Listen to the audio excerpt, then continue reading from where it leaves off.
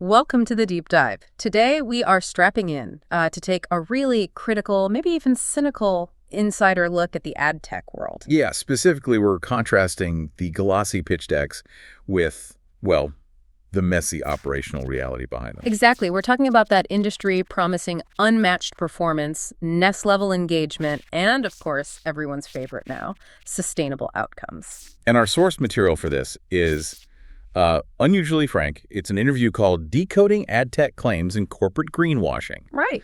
It comes from someone who is deep inside the machine, running outstream media production for a Nordic company. And when they were asked to describe the job, What do they say? quote, hell on earth, a McDonald land of advertising. Wow. Okay. Hell on earth. That certainly sets a tone, doesn't it? It does. So our mission for you, the listener, is pretty straightforward today. We want to help you build sort of a glossary and an audit checklist, tools you need to stop just taking these ad tech claims at face value. You need to be able to translate their slogans into actual measurable hypotheses. And then demand proof, right? Contractual proof and guardrails. Not just accept the guarantees they throw around. And that initial really sharp critique from the source, that creativity gets butchered by companies fueled by greed, bank debt, and other financial nonsense, that's central, isn't it? It really is key to understanding the structural problems we're going to dig into. It leads to what the source calls spineless organizations. Spineless organizations, okay. And we're going to dissect how that spinelessness kind of filters down through the tech stack, the marketing copy, even the way creative teams are structured. Okay, let's get into it. First, big myth. Proprietary technology. You hear this all the time, right? Ad tech companies acting like they've invented some revolutionary streaming engine or server farm. Yeah, like it's some secret sauce nobody else has access to, justifying their massive valuation. Why do they push that angle so hard? Well, because it sounds expensive, it sounds complex, it creates a moat, or the illusion of one. But, the source material really pulls back the curtain here. The technical barrier for video streaming, it's pretty much gone. This isn't the 1990s anymore. Right. The interviewee points out that streaming video is standardized now. It's basically chopping video into small bits and serving it from static cloud storage. Think AWS, S3, Google Cloud Storage. So anyone can do it, essentially. That claimed tech advantage is kind of nullified. Pretty much. That unique proprietary player they spent millions marketing.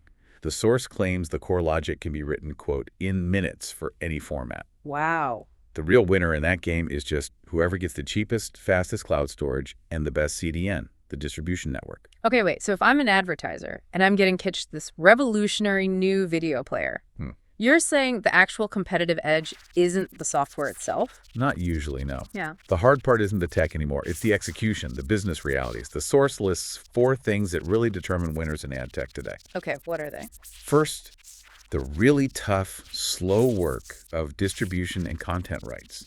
Getting your player onto the right sites next to the right content. Okay. Makes sense.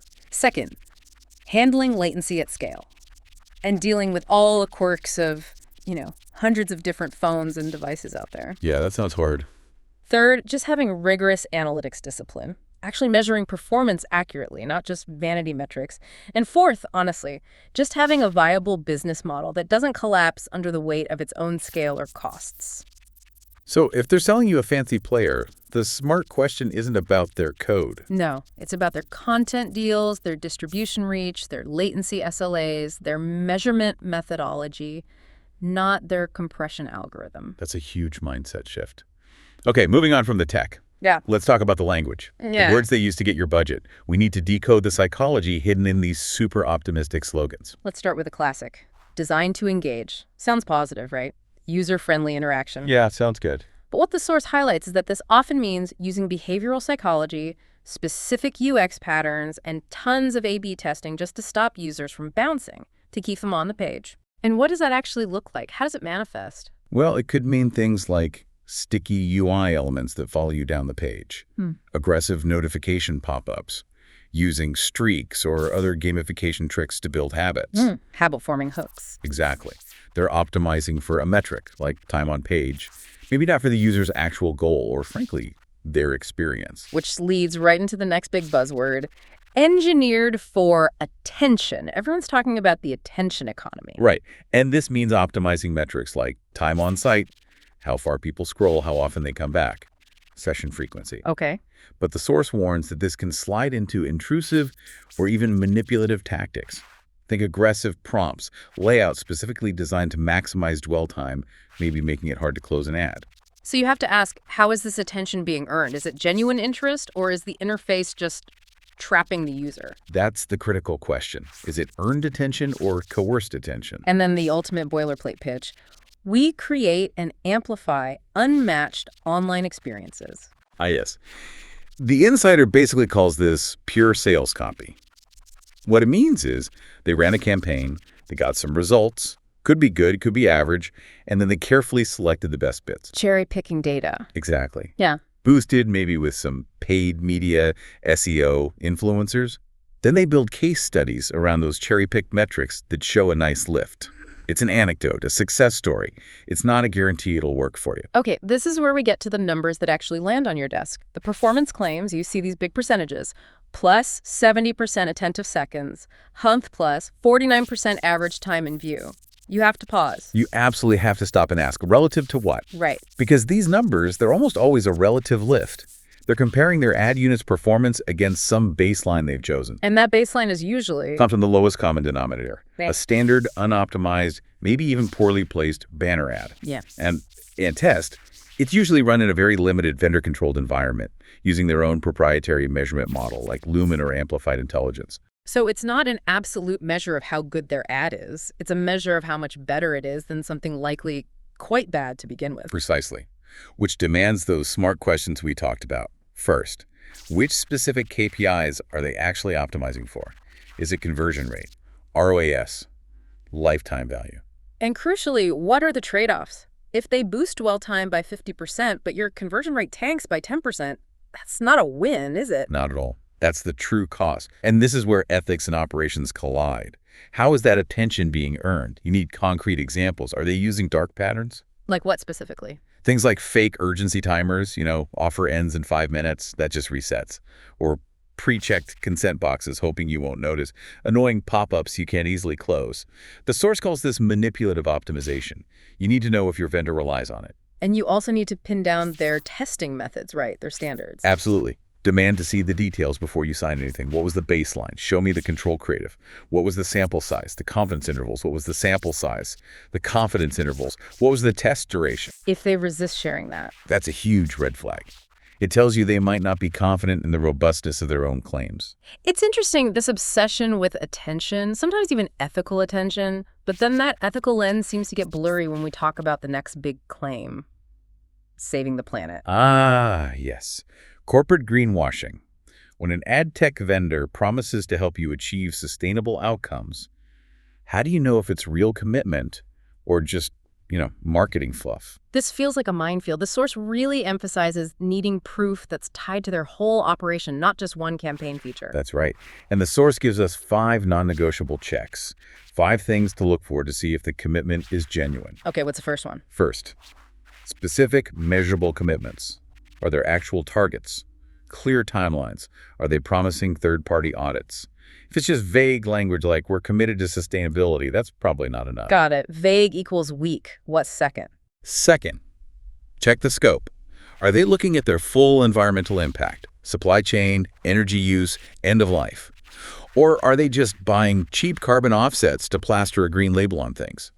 The source is pretty cynical about offsets. Okay, full life cycle, not just offsets. Third, are the trade-offs disclosed? Look, making something greener often means something else gets worse, maybe more expensive or slower. Real commitment involves being honest about those trade-offs. Transparency is key. Fourth, and this is the big one, the financial asset test. Is there financial alignment? Is executive compensation tied to hitting sustainability targets? Are there actual budgets allocated? Do their unit economics reflect these goals? So if the CEO's bonus doesn't depend on hitting that carb reduction target, it's probably just talk. It's likely just a slogan, not a core business mandate. Exactly. And the fifth check. Fifth, Transparency. Are they publishing their data? Allowing independent verification. And this is important. Are they reporting on their misses, not just their wins? Real commitment means admitting failures and showing how you'll fix them. So if those 5 checks aren't met, the source suggests you're probably buying a nice narrative, not a meaningful environmental impact. what about that specific AdTech claim, though? reducing data waste and carbon. That sounds technically plausible. It does, and it relates to how adaptive streaming works. Yes, smarter delivery can lower the total data transferred per ad impression compared to just blasting out a huge unoptimized video file. That part is technically true. But there's a but, isn't there? The big but is that the carbon savings claims derived from this data reduction are almost always modeled. They're estimates. They're not usually based on direct, real-time metering of the energy used. They use assumptions about server efficiency, grid carbon intensity, data transfer routes. Okay, so it's an estimate, not a hard number. What should advertisers demand then? The non-negotiable proof point is the GKI euro per 1K impressions, or GKI euro a PM, grams of carbon dioxide equivalent per 1,000 impressions. You need that number. And benchmarked against what? Against your current advertising stack. You need a comparison. And you also need them to tell you which framework they use for the calculation. Framework, like?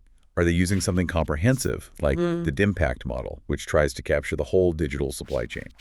Or a narrower framework like the IABs, which might focus more just on the ad creative's delivery emissions? You need to know the scope and the methodology, including the uncertainty range. Got it.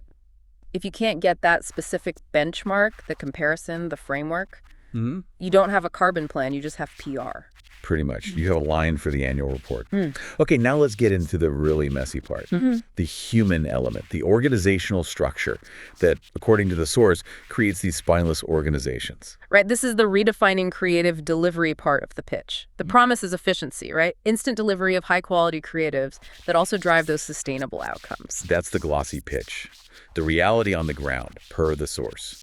A system where there are, quote, no true creatives, only technical producers. That's harsh. Technical producers. Is that because the whole structure is built for speed and cost cutting, maybe to service debt rather than actual creative quality? That seems to be the core argument. The entire organizational design is engineered for throughput. The source is blunt. Authorship gets stripped away. How does that work? Well, look at the job title, producer. It sounds neutral, but it's intentionally hybrid. It demands tech skills, HTML, CSS, JavaScript, animation tools, plus aesthetic judgment. Skills that should put someone in an engineering or creative-led pay bracket. But they deliberately classify them differently to pay them less. That's the claim. This structural misclassification allegedly allows companies to pay these roles 30 to 50% below market rate, while expecting them to do, quote, several times the work of a typical designer or junior developer. Wow. And production is just seen as a cost center. Exactly. Treated purely as overhead, often deliberately kept separate from the client by layers of account managers and customer success people. So the incentives for these producers are all about speed and volume. Correct. The only things that get rewarded are internal metrics, hitting quotas, high utilization rates, meeting SLAs, and feeding dashboard numbers like viewability or ROAS anecdotes back to the account team. Nothing about the quality of the idea, the craft, the originality? Absolutely not. According to the source, it rewards churning out template variations quickly. That's the McDonaldland analogy. Standardized, fast, maybe efficient, but ultimately lacking real substance or flavor. Okay, so for you listening, how do you spot one of these throughput factories when you're evaluating a vendor? What are the warning signs? Look at how they present themselves publicly and likely operate internally. First, check their job ads for these roles. If they heavily emphasize speed, templates, efficiency, managing stakeholders, but barely mention creative concepting or portfolio authorship, that's a factory. Okay, job ads. What else? Second, try to understand how success is measured internally. If performance reviews prioritize velocity over concept quality, you found your throughput engine. Third, look at how they celebrate wins. Is it only about revenue, volume, or speed? Or do they ever talk about brand lift studies, creative awards, positive user feedback? If it's only the former, you're buying process, not partnership. Dan, if leadership at one of these places actually wanted better creative work, not just faster production, what would need to change, according to the source? It would require a fundamental shift in how they value that talent. First, clear career paths. Change that producer title to something like creative technologist or front-end animation engineer with proper market rate pay. Makes sense. Pay people what the skills are worth. Second, empower creative leads who actually own the concept and have the authority to push back for quality, not just accept orders. And third, and this is crucial, change the KPIs. The organization needs metrics for brand list, message recall, creative effectiveness, alongside the efficiency metrics, not just volume and speed. Which brings us neatly to our final, very practical segment, The contractual guardrails. What you, the advertiser, need to lock down before you spend any money. Right. Before that insertion order or statement of work gets signed, you need absolute clarity on the definitions. Okay, Like, what is the exact calculation they use for attentive seconds or time in view? Which specific vendor or model lumen, amplified intelligence, double verify, MOAT are they using? Because they all measure attention differently. You need that specified. got it. Nail down the definitions. What's next? The baselines. What exactly are those big percentage lists, plus 70%, plus 49% being compared to? Demand, they define the exact control creative, the specific ad placements, the geography, the devices used in that comparison study. If they can't clearly define the control group. Then the percentage lift is meaningless. It's comparing against a ghost. Makes sense. Yeah. Definitions, baselines, what else? The methodology. Get the details on their testing. Was it a proper randomized A/B split test? What was the sample size? Statistical significance confidence intervals? What was the test duration? This isn't just being difficult. It's basic diligence to protect your budget. It turns their pitch from a vague promise into a defined experiment. Okay, now let's talk about putting protections into the contract itself, the SOW. This is where you shift the risk back onto the vendor. You must demand specific KPI targets are written into the agreement. Give me an example. Something like, vendor guarantees a minimum absolute increase of plus 25% in viewable time per 1K impressions, as measured by independent vendor X, compared to the mutually agreed upon control creative defined in Appendix A. Be that specific. And the measurement needs to be independent. Ideally, yes. Require measurement by an independent third-party attention or viewability vendor, one not owned by the AdTech provider, and insist on the right to audit the raw event logs yourself if needed. Trust, but verify. Okay, verify the data. What if they miss the targets? You need a make good or fee reduction clause. If the agreed upon KPIs miss the target by more than a certain margin, say 10%, there should be a pre-agreed remedy, like reduced fees or additional inventory at no cost. This gives the guarantee teeth. Holds their feet to the fire. And finally, run your own checks. Yes, internally, don't just rely on their dashboard. Run your own financial sanity checks. Like calculating the cost per attentive second, the CPS. Exactly. Calculate your CPS. What are you actually paying for each second of verified attention? And always, always try to measure incremental impact, incremental conversion rate, incremental lifetime value using proper holdout tests. Meaning you compare against a group that saw no ad, not just their control ad. Precisely. That's the only way to know if their ad actually drove new business, rather than just capturing clicks from people who might have converted anyway. Don't just trust their click-through rate. Okay, so wrapping this all up, what's the main takeaway for the listener navigating this ad tech landscape? It's pretty clear, isn't it? AdTech claims about performance, attention, sustainability, even creative delivery. They're a pitch. They're a hypothesis you need to test, not a guarantee written in stone.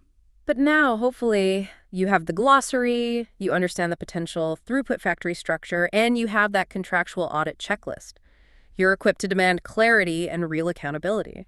Which leaves us with a final, maybe provocative thought for you to mull over. The real measure of success here shouldn't just be optimizing CTRs or hitting production quotas. It should be about whether the system rewards actual authorship, craft, and effectiveness over just churning out templates. So the question to ask yourself, maybe ask the vendors, ask your own leadership. Yeah. If leadership isn't demanding metrics for brand lift and creative quality alongside the ROAS numbers, are they truly optimizing for long-term business growth? Or are they just protecting their own margins by selling you process and speed dressed up as innovation? Consider that contradiction next time an ad tech proposal hits your desk.